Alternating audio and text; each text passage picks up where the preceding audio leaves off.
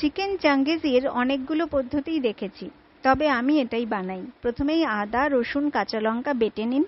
একটা পাত্রে দই, এই বাটা মশলা, নুন, হলুদ, জিরে গুঁড়ো, ধনে গুঁড়ো, লঙ্কা গুঁড়ো, অল্প গরম মশলা গুঁড়ো আর সামান্য সাদা তেল দিয়ে মিশিয়ে এতে বোনলেস চিকেনের টুকরোগুলো দিয়ে আধ ঘন্টা থেকে 40 মিনিট রেখে দিন।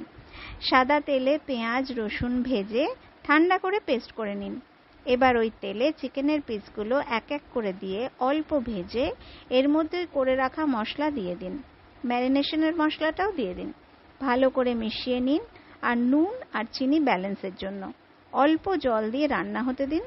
ঢাকা সরিয়ে অল্প কসুরি মেথি দিন।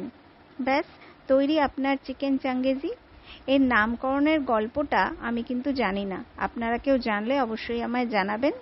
আর রেসিপিটা ভালো লাগলে সবার সাথে শেয়ার করে নেবেন। আমি এটা সার্ভ করেছিলাম সাদা পোলাওয়ের সাথে।